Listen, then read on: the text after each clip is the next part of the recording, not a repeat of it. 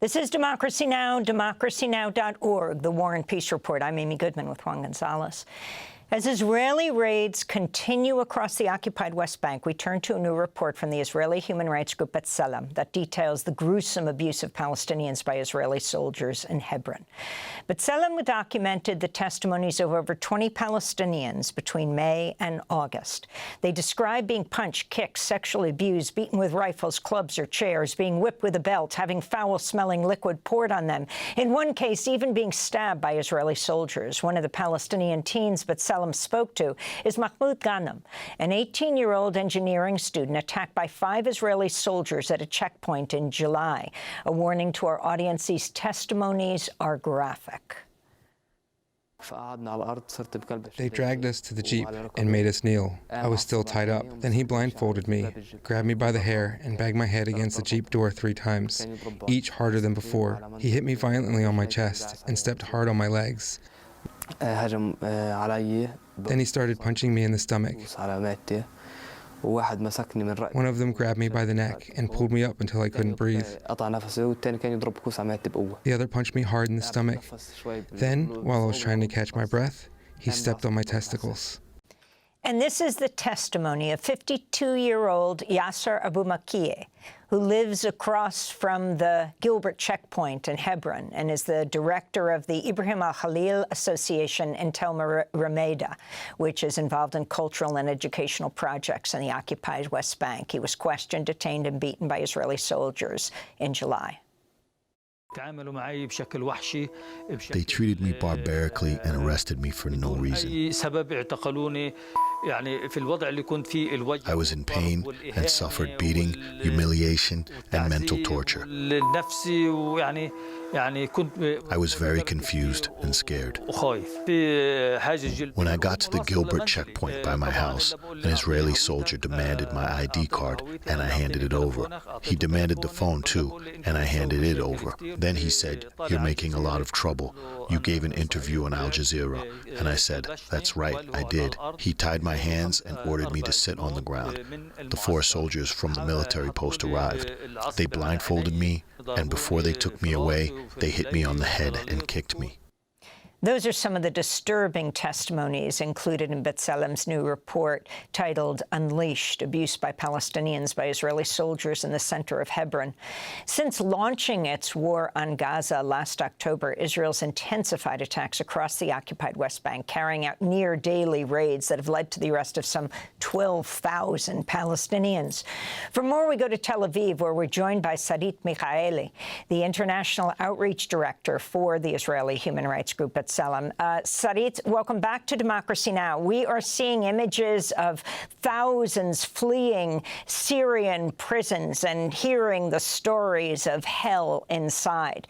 You, at the same time, have come out with this report on what's happening to Palestinian prisoners in Hebron.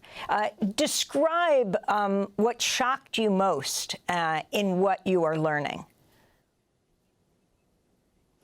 I mean, thank you very much, Amy and Juan. It's good to be with you. And I think the most fundamental issue is that Israel claims to be a different society to Syria, right? Israel claims to be a democracy. We would argue that this is not the case.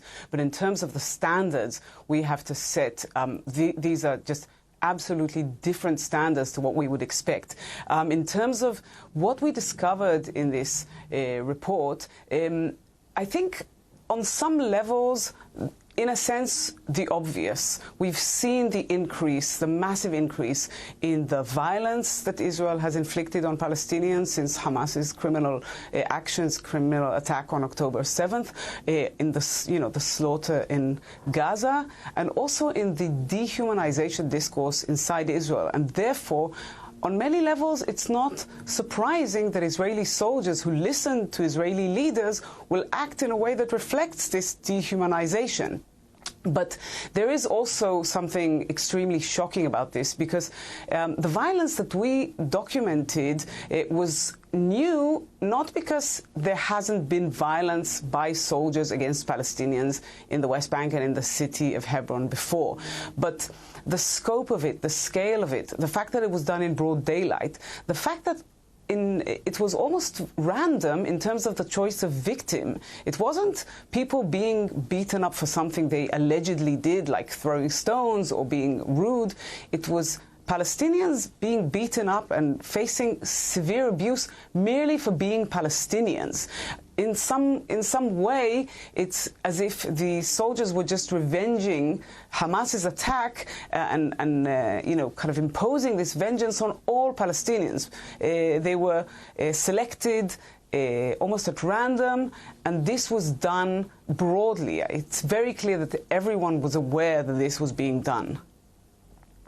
And Sarit, very few, according to your report, of the people who were initially detained or even charged with any offense? I think this is exactly the point. It's not as if Palestinians arrested someone, had an actual realistic allegation against them, whether that's true or not, and then proceeded to beat them up. Soldiers approached Palestinians who were going about their daily business. In some cases, they looked for some sort of so-called, quote-unquote, excuse to beat them up, right? So if they had some sort of photo in their phone that the soldiers could interpret as being problematic from their perspective, or in other cases, just the mere fact of walking down the street while Palestinian was enough to trigger this abuse. That's why we talk about it as being quite arbitrary. The victims were selected just by, for just going about their daily business. Additionally, I think one of the other really relatively new things, or the new developments about what we see on the ground, is that there were many threats of sexual violence. This is something I think we should be aware of, we should be mindful of over the past year. Types of sexual violence and threats in our context. Additionally, I think several of the witnesses reported that the soldiers were documenting these incidents, presumably to broadcast them then on social media, and in one case to send to a fiancé, to friends. So none of this is being done in a secretive way. It's all being done in broad daylight. And also, is Hebron unique in this situation, or is it emblematic of what is going on across the West Bank?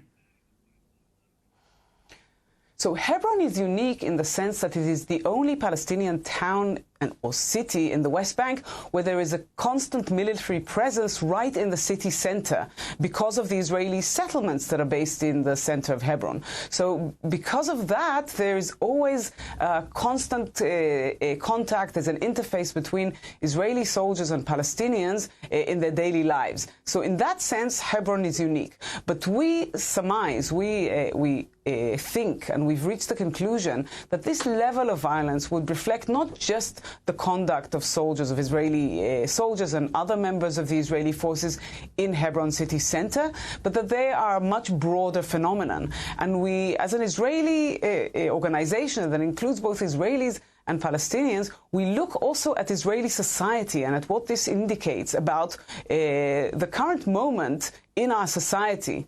And I think this is a really important point. The fact that these soldiers know what the spirit of the commander is. They're not doing something of their own private initiative. They're performing abuse that has been, called for, has been incited for by Israeli leaders, by politicians, by Israeli media, extensively over the past year. Finally, Sarit Michaeli, so you have close to 800 Palestinians dead on the West Bank since October 7th, killed by Israeli soldiers. You have, and settlers. You have 12,000 imprisoned. What are you calling for? What is B'Tselem calling for? Well, we have discussed in detail what we call the silent war that Israel is conducting in the West Bank. On some levels, it's not totally silent, but this is what one of our witnesses really referred to it.